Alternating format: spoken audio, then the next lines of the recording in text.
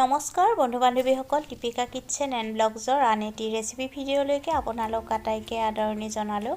আজি আপোনালোকৰ বাবে এবিধ পিঠাৰ ৰেচিপি লৈ আহিলোঁ। পিঠাবিধ হৈছে গোলাপ পিঠা। আপোনালোকে এইবাৰ মাঘৰ বিহুত এই পিঠাবিধ ট্ৰাই কৰি চাব পাৰে।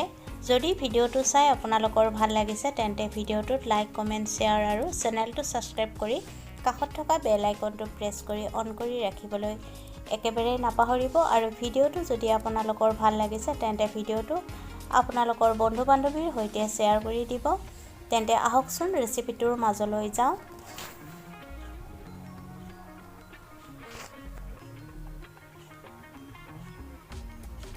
এটা বাটিত একাপ ময়দা ল'ব।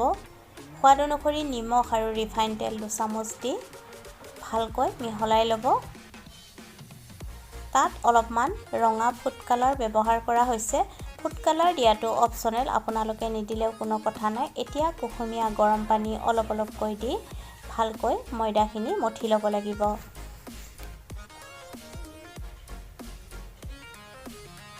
আপোনালোকে এইবাৰ বিহুত এই পিঠাবিধ এবাৰ নিশ্চয় বনাই চাব পাৰে।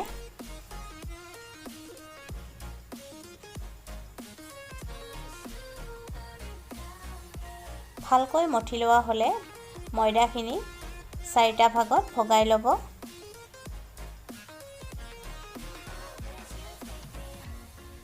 তাৰপিছত ৰুটি বেলাৰ দৰে বেলি ল'ব লাগিব। এতিয়া কুকি কাটাৰৰ সহায়ত কাটি ল'ব। আপোনালোকে কুকি কাটাৰ নাথাকিলে গিলাচৰ সহায়তো কাটি ল'ব পাৰিব। এতিয়া এখনৰ ওপৰত আনখন ভিডিঅ'টোত দেখুৱাৰ নিচিনাকৈ জাপি দিব।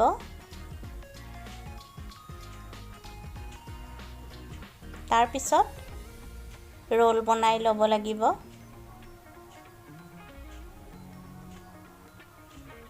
আৰু সমাজেৰে কাটি দিব। এতিয়া ভিডিঅ'টোত দেখুৱাৰ নিচিনাকৈ গোলাপৰ আকৃতি দি ল'ব। এয়া দেখিছেনে? দেখিবলৈ ঠিক গোলাপৰ নিচিনাই হয়। আটাইবোৰ ঠিক তেনেকৈ আপোনালোকে বনাই ল'ব।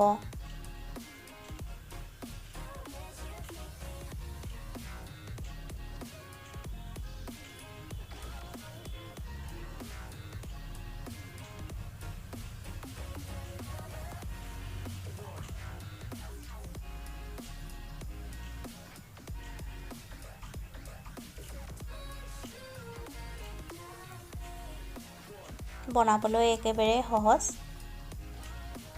এয়া আটাইবোৰ ৰেডি কৰি লোৱা হৈছে।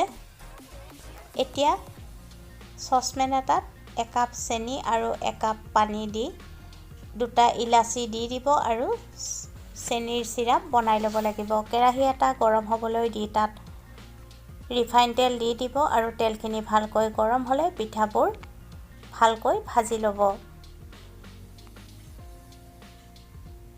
গেছৰ জুই কমত ৰাখি পিঠাখিনি ভাজি ল'ব লাগিব।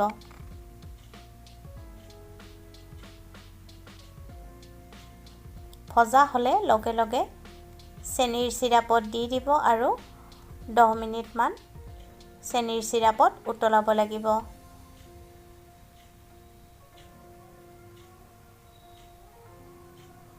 দহ মিনিট পিছত উঠাই ৰাখিব। ঠিক তেনেকৈ বাকীখিনিও দি দিব আৰু 10 মিনিট সময় উতলাব। এয়া গোলাপ পিঠা ৰেডি হৈ গ'ল। মোৰ এই ৰেচিপিটো চাই যদি আপোনালোকৰ ভাল লাগিছে তেন্তে ভিডিঅ'টোত লাইক, কমেণ্ট, শ্বেয়াৰ আৰু চেনেলটো ছাবস্ক্ৰাইব কৰি কাষত থকা বেল আইকনটো প্ৰেছ কৰি অন কৰি থ'বলৈ একেবাৰে নাপাহৰিব। পুনৰ উপস্থিত হ'ম আন এটি নতুন ৰেচিপিৰ সৈতে। আজিলৈকে আহিলোঁ। ভিডিঅ'টো শেষলৈকে চোৱাৰ বাবে আপোনালোকক বহুত ধন্যবাদ জনালোঁ।